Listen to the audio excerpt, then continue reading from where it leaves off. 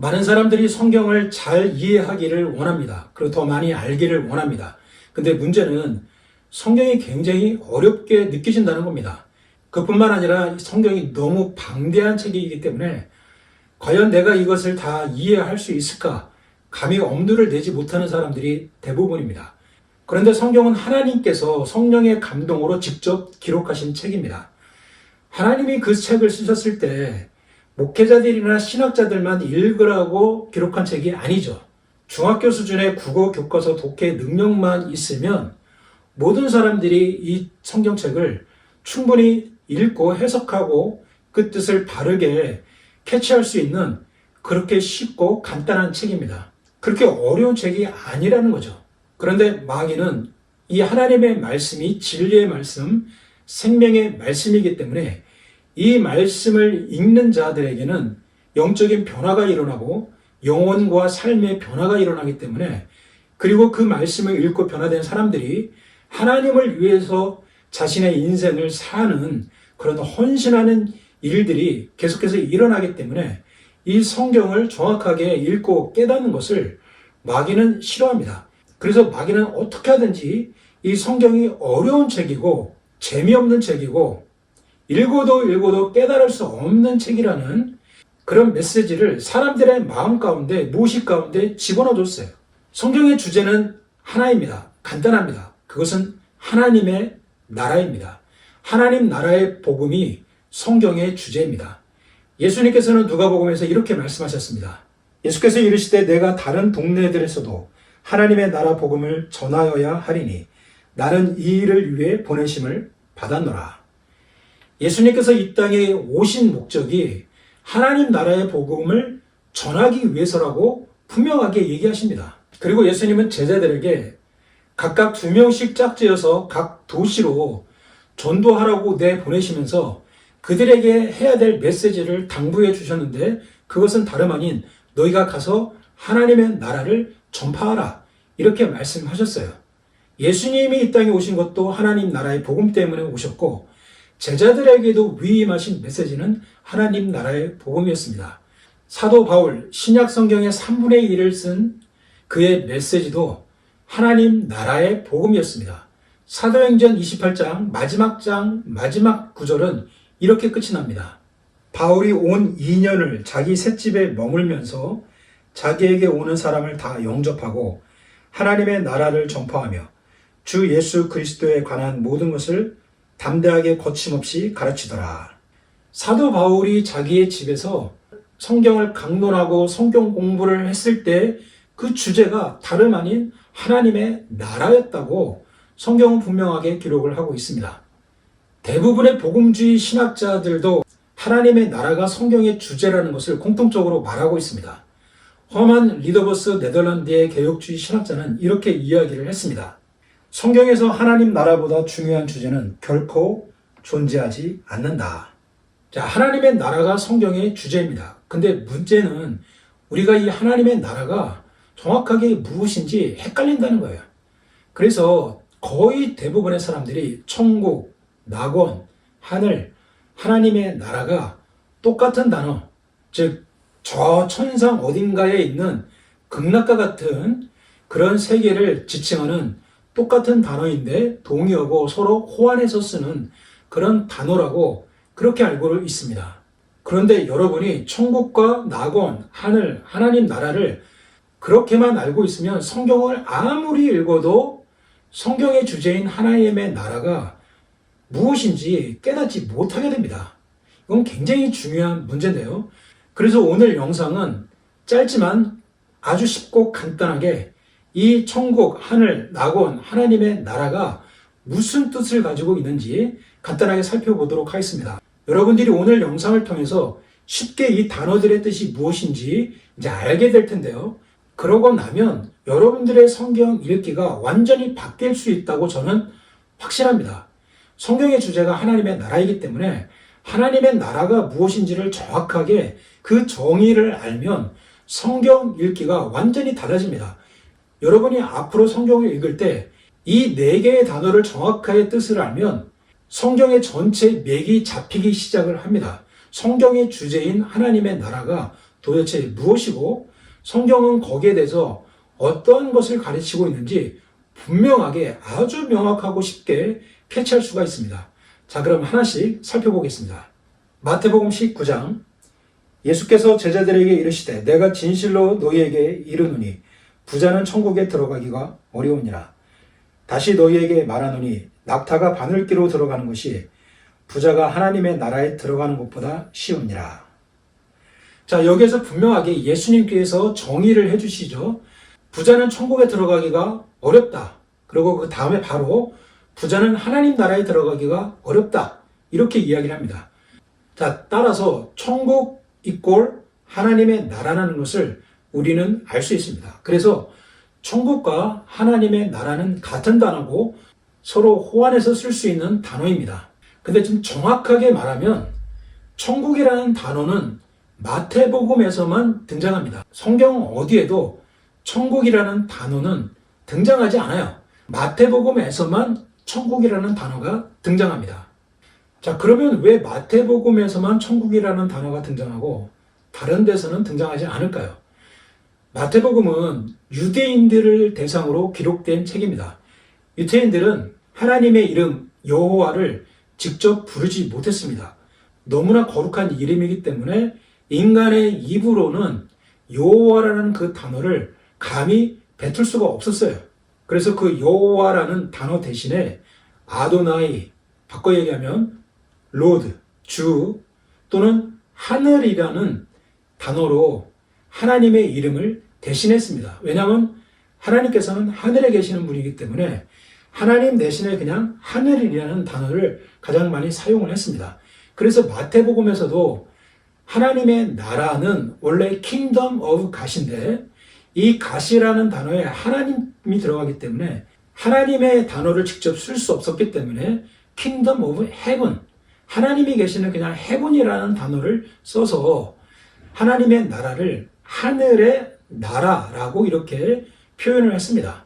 그래서 이 Kingdom of Heaven, 하늘의 나라가 한국 성경으로 번역될 때 하늘천, 나라국 해서 천국이 된 거예요. 그래서 천국이라는 단어는 마태복음에서만 등장합니다. 그 이외의 모든 성경에서는 하나님의 나라라는 단어를 쓰고 있습니다. 이걸 바꿔 이야기하면 극락이나 천당과 같은 그런 천국의 개념은 성경에는 애시당초 언급하지 않고 있다는 거예요. 자, 그럼 우리가 벌써 절반을 끝냈습니다. 천국과 하나님 나라는 같은 단어다. 자, 그러면 두 가지가 남았죠. 낙원과 하늘입니다. 누가복음 23장 보면 이르되 예수여 당신의 나라에 임하실 때 나를 기억하소서 하니 예수께서 이르시되 내가 진실로 내게 이르노니 오늘 내가 나와 함께 낙원에 있으리라. 이것은 예수님께서 십자가에 돌아가실 때 오른편 왼편에 강도 한 명씩이 같이 십자가에 못 박혔었습니다. 그때 오른편에 있는 강도가 죽기 바로 일보 직전에 예수님께 부탁을 하는 거예요. 회개하고 그 죽기 바로 일보 직전에 예수님께 예수여 당신의 나라가 임할 때 나를 기억해 달라고 강도가 부탁을 합니다. 그때 예수님께서 오늘 네가 나와 함께 낙원에 있을 것이다 이렇게 약속을 해주십니다. 자, 그러면 낙원은 어떤 곳인가? 고린도 후서를 보겠습니다. 무익하나마 내가 부득불 자랑하노니 주의 환상과 계시를 말하리라. 내가 그리스도 안에 있는 한 사람을 아노니, 이거 바울 자신을 이야기를 하는 겁니다. 그는 14년 전에 셋째 하늘에 이끌려간 자라. 여기 셋째 하늘 기억하십시오. 그가 낙원으로 이끌려가서 말로 표현할 수 없는 말을 들었으니 사람이 가히 이르지 못할 말이로다. 자, 사도 바울이 자신의 그 영적인 체험을 이야기를 하는데 14년 전에 사도 바울이 하나님의 은혜로 하늘에 직접 끌려 올라간 경험을 이야기를 하고 있습니다. 2절에서 사도 바울이 자기가 이끌려간 그 장소가 셋째 하늘이라고 이야기를 하고 있고 바로 그 다음에 4절에는 그 이끌려간 그 장소가 낙원이라고 다시 풀어서서 쓰고 있습니다. 이것을 통해서 우리가 알 수 있는 것은 하나님이 계시는 그 하늘, 셋째 하늘은 낙원이다. 예수님께서 십자가상에서 강도에게 이렇게 말씀하셨어요. 네가 오늘 나와 함께 낙원에 있으리라. 너가 십자가에서 죽을 건데 죽고 난 후에 바로 나와 함께 낙원에 가게 될 거다. 이렇게 이야기를 하십니다. 이것을 통해서 우리가 알 수 있는 것은 예수님을 믿고 하나님을 믿고 죽은 구원받은 성도들이 가게 되는 곳이 낙원입니다. 부활하기 전까지 머무는 곳이 낙원이에요. 그 낙원은 영혼으로만 존재하는 곳입니다. 낙원에 가 있는 모든 구원받은 성도들은 몸이 없는 상태예요. 부활하기 전이기 때문에 몸이 없는 영혼의 상태로만 존재하는 곳이 낙원, 하나님이 계시는 하늘입니다. 그 사람들이 나중에 어떻게 됩니까? 예수님이 이 땅에 재림을 하시는 그 순간에 모든 성도들의 그 영혼으로 존재하고 있는 그 하늘, 낙원에 있는 구원받은 성도들의 그 영혼이 하나님이 주시는 새로운 몸으로 부활해서 그 낙원에 있었던 영혼과 하나님이 주신 새로운 부활의 몸이 결합이 돼서 이 땅으로 다시 내려온다고 성경이 기록을 하고 있습니다. 조직신학 책에서는 이 낙원을 intermediate state라고 이야기를 합니다. 중간 상태라는 거예요. 낙원은 중간 상태다. 일시적으로 머물러 있는 중간 상태라고 우리에게 가르치고 있습니다. 미국의 복음주의 신학교의 거의 많은 신학교들이 조직신학 교과서로 사용하고 있는 Integrative Theology 이 조직신학책에서는 낙원에 대해서 이렇게 설명을 하고 있습니다. 신약 성경에서는 낙원을 두 가지 현실로 묘사한다. 첫 번째는 의로운 자들, 구원받은 사람들이죠. 의로운 자들이 죽음과 부활 사이에 머물게 되는 중간 상태이다. 또 이렇게 이야기를 합니다. 구원받은 자들을 위한 중간 상태는 몸이 없이 영혼으로만 거하는 하늘, 낙원이다. 이렇게 설명을 하고 있습니다. 자, 그러면 이제 마지막으로 하나님 나라가 무엇인지 설명하기 전에 다시 한번 간단하게 정리를 하겠습니다. 낙원은 하나님이 계시는 하늘이다. 낙원 이꼴 하늘입니다. 그리고 천국은 하나님 나라와 같은 단어입니다. 천국은 마태복음에서만 기록되어 있다. 왜냐하면 하나님의 나라 할 때 하나님이라는 그 이름을 유대인들은 감히 입에 올릴 수가 없었기 때문에 하나님의 나라에서 그 하나님의 단어를 하늘로 바꿔서 기록을 했다. 그래서 Kingdom of God이 Kingdom of Heaven으로 바꿔서 기록됐다.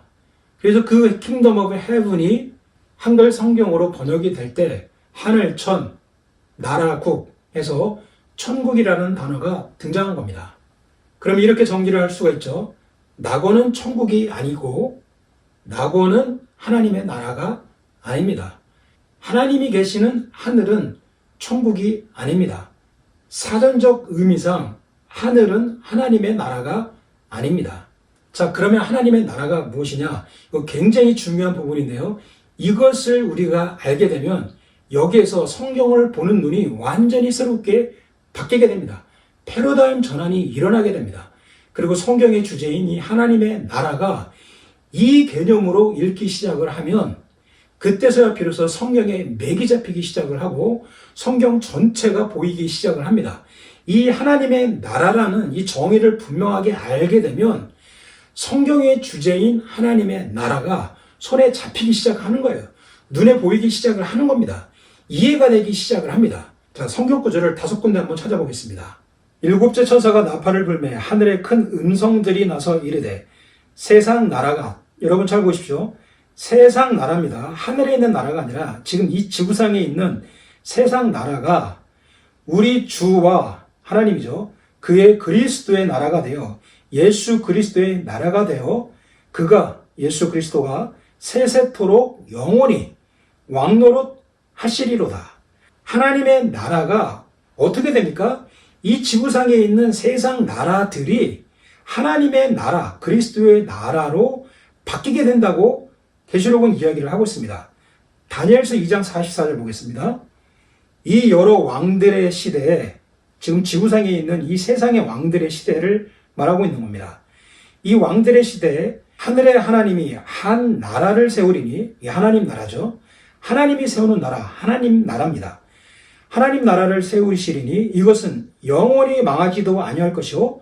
왜냐하면 하나님 나라이기 때문에 그 국권이 다른 백성에게로 돌아가지도 아니할 것이요 도리어 이 모든 나라들을 쳐서 세상 나라들을 쳐서 멸망시키고 그 세상 나라의 그 자리 위에 하나님의 나라가 영원히 서게 될 것이다. 하나님의 나라가 천상의 개념이 아니라 지상의 개념이라고 성경은 분명하게 기록을 하고 있습니다. 시편 37편을 보면 의인이 땅을 차지하며 거기서 영원히 살리로다. 의인들, 구원받은 사람들이 영원히 살게 될 장소는 하늘이 아니라 땅을 차지하고 거기서 영원히 살게 될 것이다. 이 땅은 약속의 땅을 얘기하죠. 이 약속의 땅은 하나님의 나라를 의미합니다. 그래서 하나님의 나라, 약속의 땅은 하늘이 아니라 이 지구라는 거예요. 다니엘서 7장 27절 나라와 권세와 온 천하의 영어 성경을 보면 under the whole heaven이에요. 모든 하늘 밑에 있는 나라들의 위세가 지극히 높으신 이의 거룩한 백성에게 붙임바 되리니 세상 나라들이 하나님의 백성들에게 다 소유로 돌려진다는 거예요. 그의 나라는 하나님 나라죠. 그의 나라는 영원한 나라이라. 모든 권세 있는 자들이 다 그를 섬기며 복종하리라. 세상의 모든 나라와 권세와 온 천하에 있는 모든 것들이 예수 믿는 사람들, 성도들과 그리스도에게 그 나라들이 다 귀속될 것이다. 하나님 나라가 될 것이다. 그리고 그의 하나님의 나라는 영원한 나라, 이 땅에 존속하는 영원한 나라가 된다. 마지막 한 구절 보겠습니다. 여호와께서 예수 그리스도죠. 천하의 왕이 되시리니 천하의 왕, 영어 성경을 보면 King over all the earth. 모든 지구상의 왕이 되신다. 모든 나라가 하나님의 나라가 되어서 예수 그리스도께서 그 나라의 왕이 되신다. 천하의 왕이 되셔서 그 나라에는 여호와께서 홀로 한 분이실 것이요 그의 이름이 홀로 하나이실 것이라. 간단하게 이 성경 말씀을 통해서 하나님의 나라는 낙원, 하늘 이런 개념이 아니라 이 지상에 임하는 이 세상 나라들이 하나님의 나라로 속함을 받고 변화되어서 이 땅에 세워진 예수 그리스도께서 재림하실 때 세워지는 그 하나님의 나라를 예수께서 영원토록 이 땅에서 다스린다. 이것이 성경이 우리에게 주고 있는 성경의 주제, 하나님 나라의 복음입니다. 시간 관계상 제가 이것을 구체적으로 설명은 하지 못하겠지만 제 다른 영상에 한번 보시면 이 하나님의 나라가 지상의 개념이라는 이 영상을 한 서너 개 올려놨습니다. 여러분 그것을 한번 꼭 같이 한번 보시면 하나님의 나라, 성경의 주제인 하나님의 나라를 여러분들이 분명하게 깨닫게 될 것입니다. 하나님의 나라는 죽어서 먼 우주 어딘가에 있는 천상의 세계에 들어가는 게 아니라 하나님의 나라는 예수 그리스도께서 이 세상에 다시 재림하실 때 그분이 하나님의 능력으로 세우시게 될 이 지구상의 위에 세워지는 나라입니다. 그래서 세례 요한은 회개하라, 천국 하나님의 나라가 가까이 왔다. 예수님께서도 사역을 처음 시작을 하시면서 똑같은 메시지, 회개하라, 하나님의 나라가 가까이 왔다. 제자들에게도 너희들이 가서 전도할 때 하나님의 나라를 선포하라. 사도 바울도 그의 평생에 사역을 하면서 교회를 통해 성도에게 가르쳤던 메시지는 하나님의 나라를 강론하고 가르쳤던 겁니다. 이 땅, 이 지구 위에 임하는 하나님의 나라가 어떻게 세워지는지, 그리고 그 나라의 왕이신 예수 그리스도께서 어떠한 통치를 하실 것인지, 그리고 그 예수 그리스도 왕이신 그분을 믿게 될 때 우리는 하나님의 나라, 이 지구상에 세워지게 될, 임하게 될 그 나라에 들어가서 하나님의 백성으로 사는, 영원토록 사는 구원받은 백성으로 살게 되는 특권과 은혜를 누리게 된다. 너희는 그 하나님의 나라, 다가올 하나님의 나라를 준비하라. 이것이 성경의 핵심 메시지입니다. 하나님의 나라는 하늘도 아니고 낙원도 아닙니다. 하나님의 나라는 극락 천당이 아닙니다. 하나님의 나라는 이 땅에 예수 그리스도께서 다시 재림하실 때 실제적으로, 물리적으로, 가시적으로, 현실적으로 눈에 보이는 그 나라를 그분이 직접 세우시게 될 겁니다. 온 땅과 온 지구 위에 그분의 능력으로 상상할 수 없는 아름다운 나라를 그분이 직접 세우실 것입니다. 그리고 그 나라에 들어갈지 못 들어갈지는 여러분과 예수 그리스도의 관계가 어떠하냐에 따라 결정이 됩니다. 그리고 이 땅에 세워지게 될 하나님 나라에서의 그 나의 삶의 질과 퀄리티와 모양과 색깔은 지금 여러분들이 사는 동안에, 이 지구상에 사는 동안에 어떠한 삶을 살았느냐에 의해서 결정이 됩니다.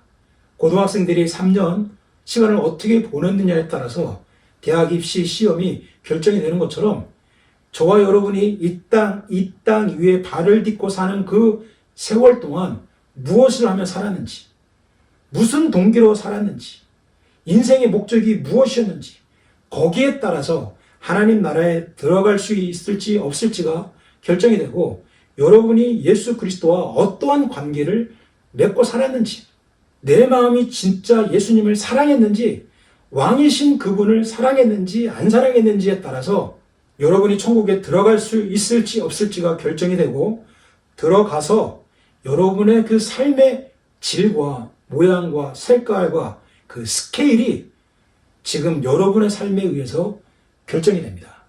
여러분, 성경을 읽으시면서 이 땅에 다가오는 하나님 나라의 그 시대를 준비하십시오.